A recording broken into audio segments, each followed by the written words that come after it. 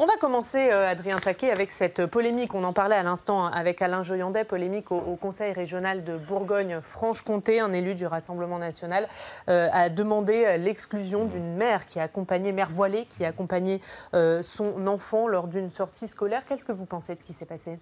Je pense que c'est une confusion, une instrumentalisation la plus totale de la part du Front National. Voilà, et qu'une fois encore, ils démontrent qu'ils essaient de diviser notre pays. De mettre les gens les uns contre les autres, et en étant totalement en dehors des cadres de la loi et des règles qui existent aujourd'hui. Est-ce qu'elle est si claire que ça, cette loi? Hier, on avait Sibeth Ndiaye et Jean-Michel Blanquer qui étaient en même temps dans deux émissions politiques différentes. On a d'un côté Sibeth Ndiaye qui dit c'est positif qu'il y ait des mères voilées qui accompagnent leurs enfants. De l'autre côté, Jean-Michel Blanquer dit que ce n'est pas souhaitable. C'est pas quelque chose qu'on souhaite. Est-ce que c'est clair au gouvernement? C'est quelque chose que l'on ne souhaite pas encourager. Le fait que des mères puissent être voilées dans l'accompagnement de sorties scolaires, on ne veut pas encourager ça. Le voile est plutôt en contradiction avec un certain nombre de valeurs, de principes auxquels nous croyons. Pour autant, ce n'est pas interdit. Donc il n'y a pas de raison d'essayer de créer de la confusion et de dresser les Français les uns contre les autres à l'occasion de polémiques totalement déplacées, instrumentalisées, et qui montrent bien le vrai visage du Front National. Oui, on a quand même l'impression que les gouvernements, sur le voile en général et sur tous ces signes extérieurs de religion, louvoient un peu, laissent les directeurs d'établissement devant leurs responsabilités.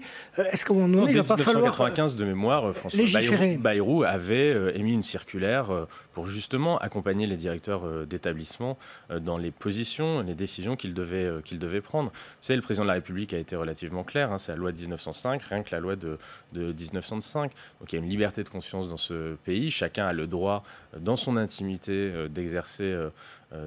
d'avoir ses croyances, d'exercer sa religion. Dès que ça la rentre dans la sphère de la puissance publique, il y a une obligation de neutralité. Mais quand on est accompagnant scolaire ou quand on vient assister à une séquence du conseil régional, ce que je trouve plutôt une bonne chose. Enfin, moi, j'étais ravi de voir qu'il y avait des enfants dans les tribunes d'une session du conseil régional. Je ne suis pas sûr que ça arrive très souvent. Moi, j'ai envie de souligner ça, souligner le fait que les enfants viennent assister à ça.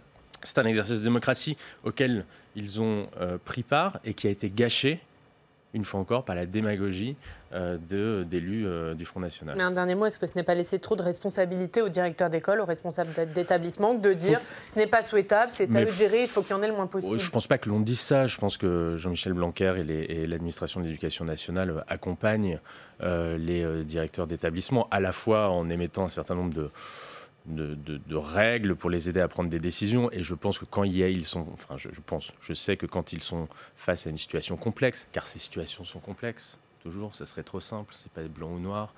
Quand ils sont face à des situations complexes, il y a des ressources au sein de l'éducation nationale pour accompagner les directeurs au quotidien.